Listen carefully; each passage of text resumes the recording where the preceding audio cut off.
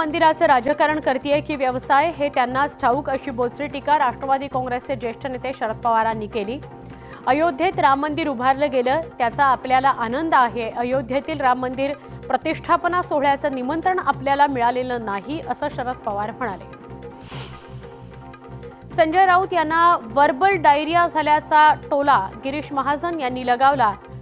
उठसूट काही ना काही बडबड करायची राऊतांना सवय आहे, त्यामुळे त्यांच्या बोलण्याकडे कुणी लक्ष देत नाही असंही गिरीश महाजन म्हणाले। लोकसभा निवडणुकीच्या पार्श्वभूमीवर आता भाजप तयारीला लागलाय। राज्याचे उपमुख्यमंत्री देवेंद्र फडणवीस आता निवडणुकीच्या पार्श्वभूमीवर प्रचाराच्या मैदानात उतरणार आहेत। फडणवीस राज्यभर मॅरेथॉन दौरा करणार आहेत। फेब्रुवारी महिन्यात देवेंद्र फडणवीसांच्या दररोज 3 सभांचं नियोजन असणार आहे। लवकरच या संदर्भात वेळापत्रकही निश्चित होईल। अमरावती दौऱ्यावर असलेल्या शरद पवारांची रिपाई नेते डॉक्टर राजेंद्र गवई यांनी भेट घेतली। नवनीत राणा यांनी भाजपची कास धरल्यानं गवई पुन्हा एकदा लोकसभा लढवण्याची तयारी करतायत, त्यामुळे या भेटीनं राजकीय वर्तुळात चर्चा रंगल्या। नागपूर जिल्हा सहकारी बँक घोटाळ्याप्रकरणी सुनील केदार यांना न्यायालयानं 5 वर्षांच्या तुरुंगवासाची शिक्षा सुनावली आहे। सुनील केदार यांनी शिक्षा स्थगिती आणि जामिनाकरता अर्ज केलाय। सुनील केदार यांच्या जामीन अर्जावर कोर्ट उद्या निर्णय देणार आहे। दरम्यान प्रकृती बरी नसल्यानं सध्या सुनील केदार यांच्यावर नागपूर मेडिकल रुग्णालयात आयसीयू मध्ये उपचार सुरू आहेत। क्रिकेटची आवड असणाऱ्या सुप्रिया सुळेंनी हातात बॅट घेतली। सुप्रियाताई बॉलच्या प्रतीक्षेत क्रीजवर उभ्या होत्या।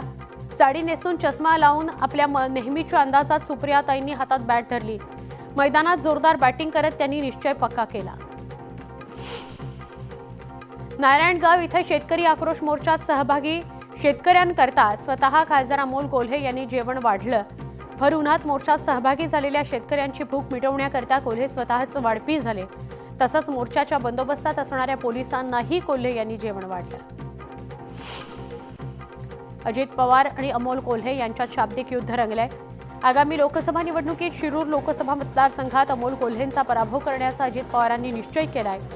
अजितदादांची राजकीय भूमिका बदलली मात्र शेतकऱ्यांबाबत भूमिका कायम ठेवतील असा आशावाद अमोल कोल्हेंनी व्यक्त केला। धुळे शहराला नियमित पाणीपुरवठा करण्याकरता 171 कोटी रुपये खर्च करून तयार करण्यात आलेल्या अक्कलपाडा पाणीपुरवठा योजनेचं लोकार्पण पार पडलं। पालकमंत्री गिरीश महाजन यांच्या हस्ते हा लोकार्पण सोहळा संपन्न झाला। आरबीआय कार्यालयातील धमकीच्या ईमेल प्रकरणी मोठी कारवाई करण्यात आली आहे। धमकीचा मेल पाठवणाऱ्याला मुंबई गुन्हे शाखेच्या वतीनं गुजरातमधील वडोदरा शहरातून अटक करण्यात आली आहे। छत्रपती संभाजीनगर धर्मांतर प्रकरणामध्ये आणखी 3 आरोपींना बेड्या ठोकण्यात आल्या आहेत। न्यायालयानं सगळ्यांची 9 जानेवारीपर्यंत न्यायालयीन कोठडीत रवानगी केल्याची माहिती पोलिसांनी दिली आहे। 21 डिसेंबरच्या रात्री 9 वाजता ओसामानं 2 शाळकरी मुलांना खोलीत बोलवून घेत आतून कडी लावली होती। दोन्ही मुलांना एका विशिष्ट धर्माबाबत सांगून त्यांच्या धर्मांतराचा प्रयत्न केला जात होता। सांगली जिल्ह्यातील ऊस दराबाबत अखेर तोडगा निघाला। सांगलीत साखर कारखानदार, जिल्हा प्रशासन आणि शेतकरी संघटनेच्या कार्यकर्त्यांची बैठक पार पडली। या बैठकीत साखर कारखान्यांनी विनाकपात ऊसाला 3175 रुपये दर देण्याचं निश्चित केलं। 25 रुपयांवरून पपईचा दर थेट 4 रुपयांपर्यंत घसरल्यानं नंदुरबारच्या परिवर्धा इथल्या शेतकऱ्यानं पपईवर रोटावेटर फिरवत पपई जमीनदोस्त केली। पपईच्या दरात घसरण झाल्यानं लागवडीचा खर्चही निघत नाहीये, त्यामुळे शेतकरी हवालदिल झालाय। बीड जिल्ह्यात तापमान घसरल्यानं थंडीचा जोर वाढलाय, त्यामुळे उबदार कपड्यांच्या मागणीत वाढ झाली आहे। थंडीची लाट आल्यानं उबदार कपड्यांच्या खरेदीकरता बाजारपेठेत ग्राहकांची गर्दी वाढतीये। जामनेरच्या तहसील कार्यालयामध्ये राष्ट्रीय ग्राहक दिवस साजरा करण्यात आला। ग्राहकांची फसवणूक टाळण्याकरता मार्गदर्शन करण्यात आलं। ग्राहकांचे अधिकार आणि कर्तव्य याबाबत कार्यक्रमात चर्चा करण्यात आली। हिंगोलीच्या औंढा नागनाथ तालुक्यातील गांगलवाडीत सिद्धनाथ महादेवाच्या यात्रेला सुरुवात झाली आहे। 3 दिवस चालणाऱ्या या यात्रेच्या निमित्तानं भाविकांकरता 200 क्विंटल महाप्रसादाचं आयोजन करण्यात आलंय। गोंदियात अंगणवाडी सेविका संघटना आणि प्रशासनामध्ये बैठक पार पडली। या बैठकीत महिला बालविकास विभागाच्या आयुक्तांनी अंगणवाडी कर्मचाऱ्यांच्या विरोधी भूमिका घेत पत्रक काढलं। त्यामुळे संतप्त अंगणवाडी सेविकांनी गोंदिया जिल्हाधिकारी कार्यालयावर या पत्रकाची होळी केली। यवतमाळमध्ये विदर्भ राज्य आंदोलन समितीच्या वतीनं बस स्थानक चौकात रास्तारोको करण्यात आला। महाराष्ट्रापासून विदर्भ वेगळा करावा या मागणीकरता हे आंदोलन करण्यात आलं। या आंदोलनामुळे अर्धा तास वाहतूक खोळंबली, वाहनधारकांना त्रास सहन करावा लागला। हिंगोलीच्या लसीला गावामध्ये मराठा समाज बांधवांनी विकसित भारत संकल्प रथयात्रा रोखली। जोपर्यंत मराठा समाजाला आरक्षण मिळत नाही तोपर्यंत सरकारचा एकही उपक्रम गावात राबवला जाणार नाही असा आक्रमक पवित्रा ग्रामस्थांनी घेतला। धनंजय मुंडे यांच्या ताब्यातील बीडच्या अंबेजोगाई साखर कारखान्यामध्ये धरणं आंदोलन करण्यात आलं। थकीत वेतनाकरता कर्मचारी आक्रमक झाले, कारखाना बंद झाला, कर्मचाऱ्यांवर उपासमारीची वेळ आली आहे। थकीत वेतन तात्काळ जमा करण्याची मागणी कर्मचाऱ्यांकडून करण्यात आली आहे। मानधनवाढीसह इतर मागण्यांकरता अंगणवाडी सेविका आणि मदतनीसांचा 23 दिवसांपासून संप सुरू आहे। त्यामुळे नाशिक जिल्ह्यातील 5000 अंगणवाड्या बंद आहेत। 3 लाख बालकं पोषण आहारापासून वंचित आहेत। अक्कलकोटमध्ये रिन्यू ग्रीन एनर्जी कंपनीचं काम बंद पाडण्यात आलं। जमिनीला योग्य भाव मिळत नसल्यानं शेतकरी आक्रमक झालाय। जमिनीला योग्य मोबदला मिळावा या मागणीकरता गेल्या 6 दिवसांपासून शेतकऱ्यांचं आंदोलन सुरू आहे। मात्र प्रशासन दखल घेत नसल्यानं शेतकरी आक्रमक झाल्याचं बघायला मिळालं।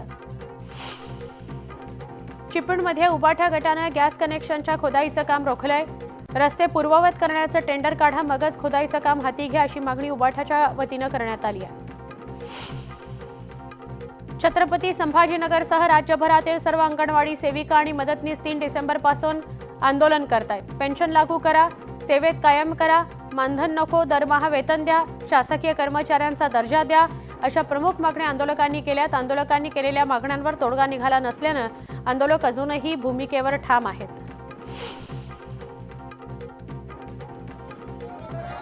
कापूस आणि कांद्याला भाव मिळत नसल्यानं जळगावमध्ये राष्ट्रवादी शरद पवार गट आक्रमक झाला।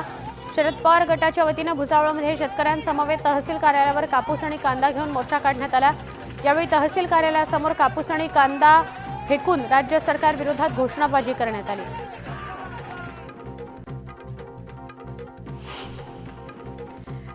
राम मंदिराचं 22 तारखेला उद्घाटन होणार आहे, पण त्यापूर्वी राम मंदिराची पहिली झलक बघायला मिळणार आहे। यामध्ये राम मंदिराची भव्यता दिसून येते। एकापेक्षा एक सुंदर कलाकृती राम मंदिराच्या भिंतीवर साकारण्यात आल्या आहेत।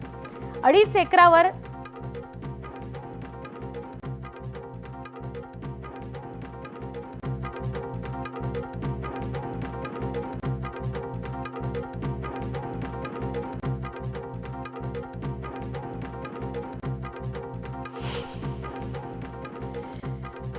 वाशिमच्या मंगळूरपीर तालुक्यातील तऱ्हाळ इथं भाईजी महाराजांच्या 149व्या यात्रा महोत्सवानिमित्त श्रीराम आणि भरत भेटीच्या उत्सवाचं आयोजन करण्यात आलंय। तसंच रावण आणि कुंभकर्णाच्या पुतळ्याचं दहनही करण्यात आलंय। या यात्रा महोत्सवाचं हे 149वं वर्ष आहे। श्रीरामाच्या प्रतिष्ठापनेसाठी देशभरातून लाखो भाविक अयोध्येच्या दिशेने रवाना होत आहेत। भाविकांच्या सोयीकरता 15 जानेवारीपासून मुंबई ते अयोध्या अशी विमानसेवा सुरू होणार आहे। 30 डिसेंबरला पंतप्रधान नरेंद्र मोदी या विमानतळाचं लोकार्पण करणार आहेत। पुणे जिल्ह्यात नियोजन समितीच्या निधीवरून अजित पवार आणि भाजपमध्ये वाद पेटलाय। अजित पवार यांनी पालकमंत्री झाल्यापासून राष्ट्रवादी काँग्रेसच्या कार्यकर्त्यांच्या मागणीनुसार सुमारे 800 कोटींची कामं जिल्हा नियोजन समितीकडून मंजूर करून घेतली।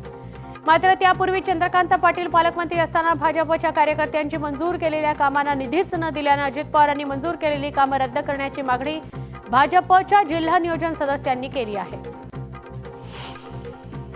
वंचित आघाडी आणि महाविकास आघाडीची विचारधारा एकच आहे, त्यामुळे प्रकाश आंबेडकरांनी महाविकास आघाडीत यावं। जे वादविवाद आणि दंगा निर्माण करतात त्यांच्या विरोधात उभं राहायचं असल्यास एकोपा गरजेचा आहे, असं वक्तव्य यशोमती ठाकूर यांनी केलंय। संभाजीनगरातल्या उमेदवारीवरून चंद्रकांत खैरे आणि अंबादास दानवेंमध्ये झुंपली मातोश्रीवर उद्धव ठाकरेंनी लोकसभा मतदारसंघाचा आढावा घेतला। यावेळी छत्रपती संभाजीनगरमधील उमेदवाराबाबत चर्चा झाल्याचं सांगण्यात येत आहे। लोकसभा निवडणुकीकरता खैरे यांच्या बाजूने पदाधिकाऱ्यांचा कल आहे, अशी माहिती सूत्रांनी दिली आहे।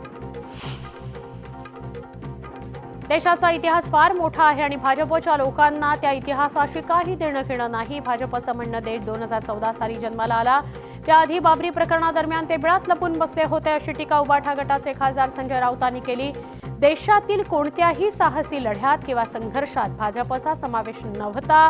भाजप रणछोडदास पार्टी असल्याची टीका संजय राऊतांनी केली. डॉक्टरेटच्या मुद्द्यावर खासदार संजय राऊतांनी टीका केली होती. राऊतांच्या या टीकेला भाजप आमदार आशिष शेलार यांनी प्रत्युत्तर दिलं. रोज सकाळी टीव्हीवर फालतू बडबड करून अथवा मराठी माणसाच्या घरांचं कट कमिशन खाऊन डॉक्टरेट मिळत नसते, असं शेलार म्हणाले. अभिनेते नाना पाटेकर खडकवासल्यातून विधानसभा लढवणार अशी चर्चा आहे. यापूर्वी गणपती दर्शनाला गेलेल्या अजित पवारांकडेही नाना पाटेकर यांनी खडकवासल्यातून लढण्याची इच्छा बोलून दाखवली होती. अशातच एका वृत्तवाहिनीवर झालेल्या कार्यक्रमात बोलताना नाना पाटेकर यांनी नरेंद्र मोदींचं तोंड भरून कौतुक केलं होतं. मोदींच्या समोर कुणीच नाही असं विधान त्यांनी केलं होतं. त्यामुळे नाना पाटेकर खडकवासल्यातून विधानसभा लढवणार अशी चर्चा रंगू लागली आहे. मराठ्यांना आरक्षण मिळवून देण्याकरता मनोज जरांगे पाटील यांचा लढा सुरू आहे. आम्हाला ओबीसीतून आरक्षण पाहिजे असा पुनरुच्चार मनोज जरांगेंनी केला. जानेवारीपर्यंत आरक्षण मिळेल असं वाटत नाही, त्यामुळे आम्हाला मुंबईला यावंच लागेल असं जरांगे म्हणाले. मुंबईत आल्यावर गोळ्या घातल्या तरी मागे हटणार नाही असा इशाराही त्यांनी दिला. लेकरांना आरक्षण मिळवून देण्याकरता मराठ्यांनी घराबाहेर पडा आणि मुंबईकडे चला असं आवाहन जरांगेंनी केलं. अयोध्येमध्ये 22 जानेवारीला रामलल्ला यांची 527 वर्षांनंतर सुंदर मंदिरामध्ये प्रतिष्ठापना होणार आहे. याआधी राज्यात अनेक वर्ष वेगवेगळी सरकार होती, मात्र जनतेनं मोदींकरता मतदान केलं. नरेंद्र मोदींना पंतप्रधान व्हावं लागलं आणि त्यानंतर आता 527 वर्षांनी ते सगळ्यात सुंदर मंदिरात रामलल्ला विराजमान होत आहेत, असं वक्तव्य चंद्रशेखर बावनकुळेंनी केलं.